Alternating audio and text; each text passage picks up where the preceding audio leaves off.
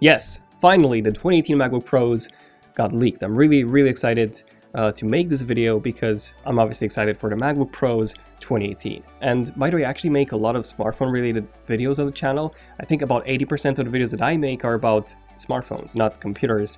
But computers actually interest me much more than smartphones do, hence why I've done a computer science degree. And I don't make that many computer related videos because most of you guys seem to be interested in smartphones more than computers. But now I really want to give you guys some updates on the 2018 MacBook Pros because I use my MacBook Pro for about 10 to 12 hours every single day, sometimes even more than that.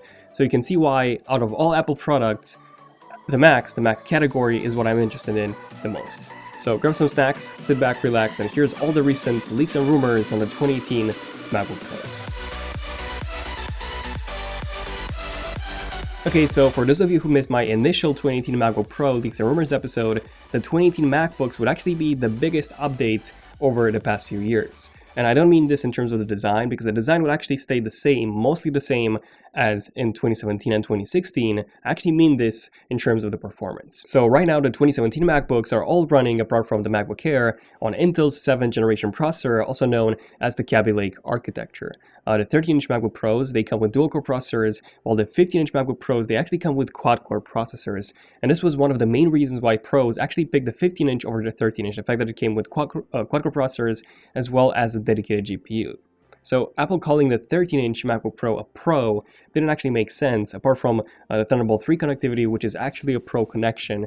So yeah, Thunderbolt 3 is awesome, but apart from this, it was basically just a MacBook Air, just with a different name and slightly thicker and more expensive. Now, Intel's 8th generation architecture, which is Coffee Lake, comes with a very big improvement over Kaby Lake from last year, and that's actually the dual-core processors. They are now quad-core, and the quad-core processors, they're now 6-core processors. It doesn't really apply to all processor models, but it does apply to most. So I even said this in my initial MacBook Pro leaks and rumors video back in January, that Apple could finally be updating the 13-inch MacBook Pro with quad-core processors in 2018, which would be awesome. And in performance, this would actually rival the 2017 15-inch MacBook Pros. So yeah, this would be insanely powerful compared to what we got in 2017 and before. And the good news, the awesome news, is that this has actually been confirmed. So 9to5Mac has actually found the Geekbench score of what appears to be a newly released, or an unreleased actually, MacBook with a model number 15.2, which by the way is actually the model number for not a 15-inch but a 2018 13-inch MacBook Pro. So 15 is actually the number for the new generation, So for example, the 2017 MacBook Pros, they had the model number 14.2 for the Touch Bar MacBook Pro, the one with 4 Thunderbolt ports and Touch Bar, and then the 15-inch had 14.3. 14.1 was actually the entry-level MacBook Pro that came with 2 Thunderbolt 3 ports and no Touch Bar. So 15.2 would actually be the model number for the Touch Bar 13-inch MacBook Pro. And in this leak, we can actually see some very interesting things. So obviously the first one is the performance. The performance is just insane. 4,448 points for the single-core performance and 16,607 for the multi-core. And just to give you guys an idea of how insane this score is, the top-of-the-line 2017 15-inch MacBook Pro from last year, that one with the maxed out processor, so a 3.1 GHz Intel 7920HQ processor, that one got a score of 4,624 for the single core and 15,550 for the multi-core. So yeah, the 2018 13-inch MacBook Pro actually got a higher score for the multi-core performance than the top-of-the-line 15-inch MacBook Pro from 2017. And then the single core was actually very close. Now, the second useful info that we can see in this leak is actually the processor model. So this one seems to be the Intel i7-8559U processor, which yes, it's a quad-core processor for the 13-inch MacBook Pro. And on top of all this, the TDP seems to be 28 watts, which is actually the same as last year of 7567U. So this was the one that was inside the top-of-the-line 13-inch MacBook Pro with a Touch Bar. But this 2018 variant is not only quad-core, but actually has a TDP. The TDP can go as low as 20 watts compared to 23 watts. So it's not just significantly better in terms of performance, but it would also consume less power and make your battery last longer, which is awesome. And then the level 3 cache has also been increased from 4 megabytes to 8 megabytes. So honestly, this is looking like the 7920HQ processor in terms of performance, which is insane considering that that was a processor inside the 15-inch top-of-the-line MacBook Pro, and this is a processor inside a 13-inch 2018 MacBook Pro. Now, in terms of the clocks, the lowest clock of the 2018 13-inch MacBook Pro would be 2.7 gigahertz, which is actually down from 3.5. But the good news is that it can actually go up to as high as 4.5 gigahertz with Turbo Boost compared to 4 gigahertz. So yeah, we're getting much better performance and also better battery life with a lower clock speed and a lower TDP. So what about the processor itself? When is it coming out? Well, it's already out. So on Intel's page it says Q2 2018, but no other laptop on the market right now uses this processor, which means that Apple might be the first manufacturer to do so.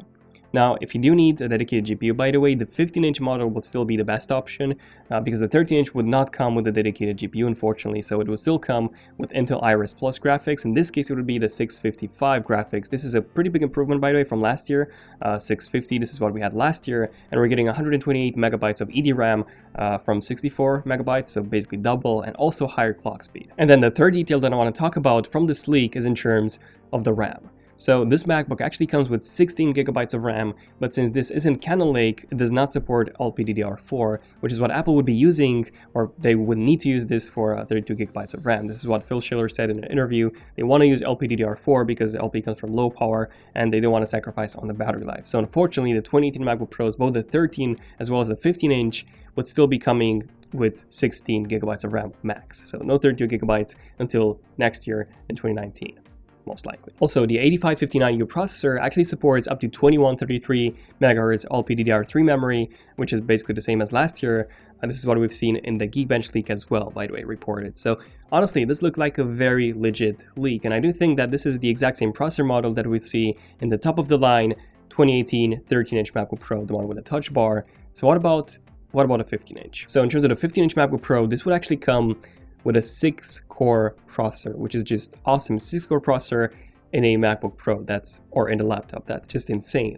Now, the exact processor model, it hasn't been leaked yet, but I've actually had to look at all the processors that Intel released, all the 8th generation processors from 2018, and there was one model that actually caught my eye as a possible option for the 15-inch MacBook Pro 2018, and that was the i7-8850H. So this is a 6-core processor with a TDP of 45 watts, which can actually go down to as low as 35 watts, so basically the same as on the current generation 15-inch MacBook Pro. This is the processor that the 15-inch MacBook Pro would need and then use.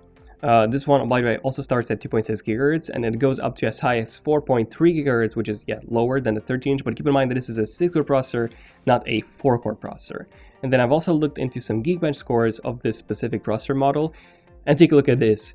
5,086 points for the single-core score, and 21,637 for the multi-core. Insane scores on a laptop, because yeah, this is basically just a processor in a laptop, 6 cores. That's why we're getting that massive improvement in the multi-core score, and that's just awesome. Okay, so what about the GPU? Well, honestly, we haven't had any reports on any new GPU models that AMD would be working on. So as far as I'm aware, it would still have to be the exact same GPU as in the 2017 15-inch MacBook Pro. So that would be the 560, the Radeon 560 Pro, which is a pretty decent, it's a mid-range, well, it's pretty bad if you compare it to the Vega 64. Obviously, that's inside the iMac Pro, but you know, you can do 4K video editing at 30 frames per second. It's not too bad.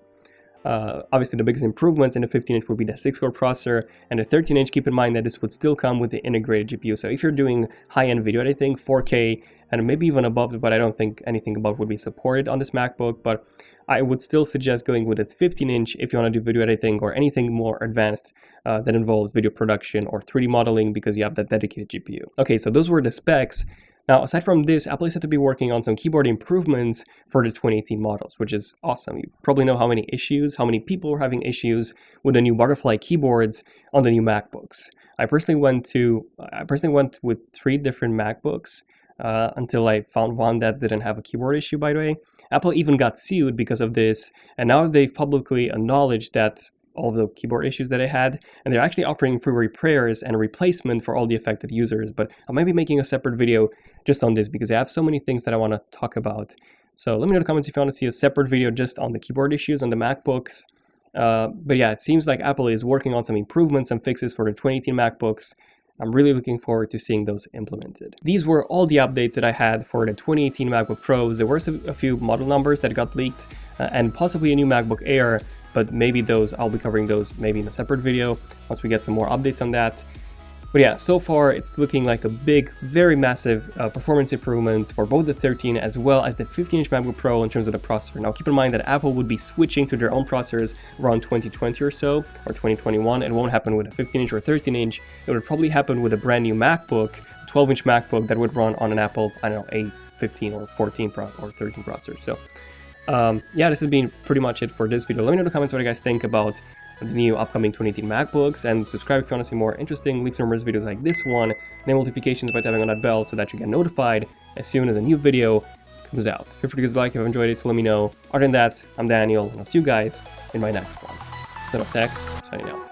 Cheers.